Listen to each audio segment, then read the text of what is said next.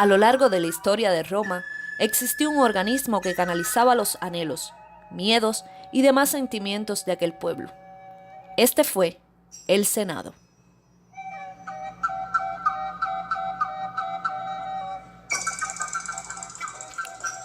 ¿Qué es el Senado?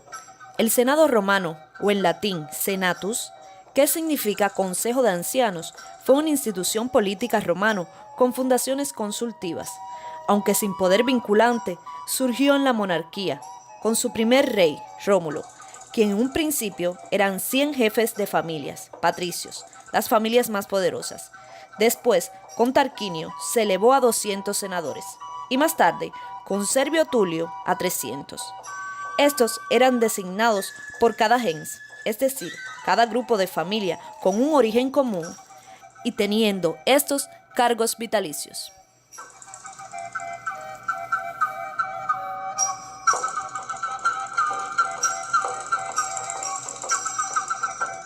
Tras la monarquía y la república, se pretendían repartir el poder entre los ciudadanos. Para ello se crea una compleja red de instituciones políticas y sociales para repartir, aparentemente, el control gubernamental, que en realidad estaban concentrados en el Senado.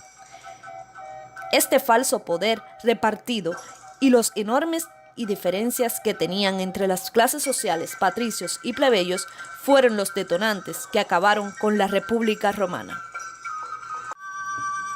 Con el paso del tiempo, se conocieron 3 etapas de la historia de Roma, donde el Senado sufre cambios de acuerdo a cada etapa.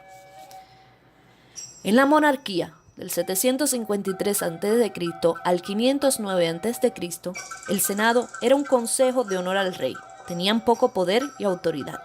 El rey escogía al Senado, que estaba compuesto por patricios, quienes poseían el derecho de auspicio, la capacidad de interpretar las decisiones de los dioses.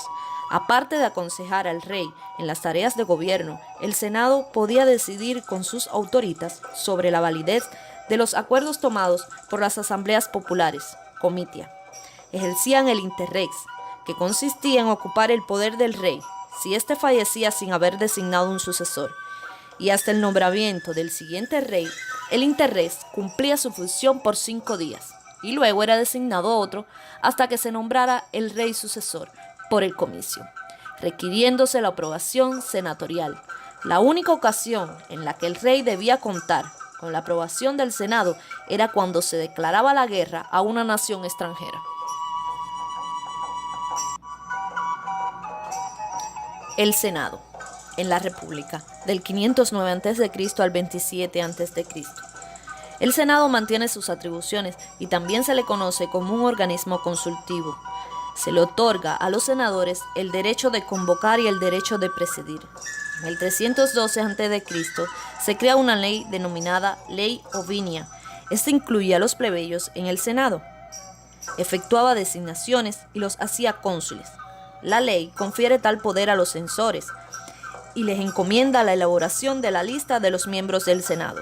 El Senado, integrado al principio solo por patricios, llamados pater, ahora tendría acceso los plebeyos como miembros agregados. Varía el número de senadores.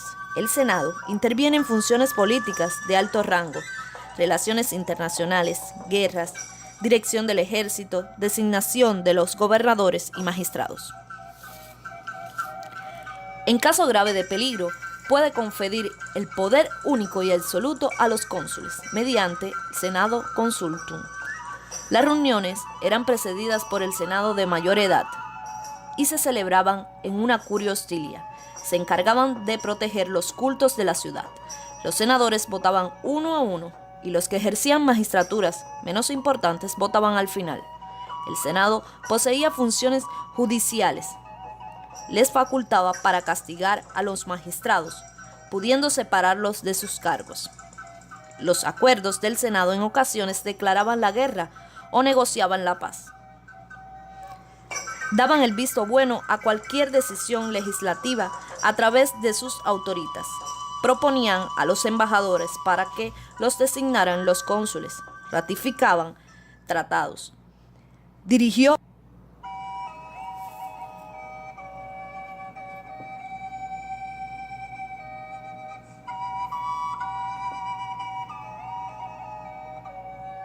El Senado en el Imperio, del 27 a.C.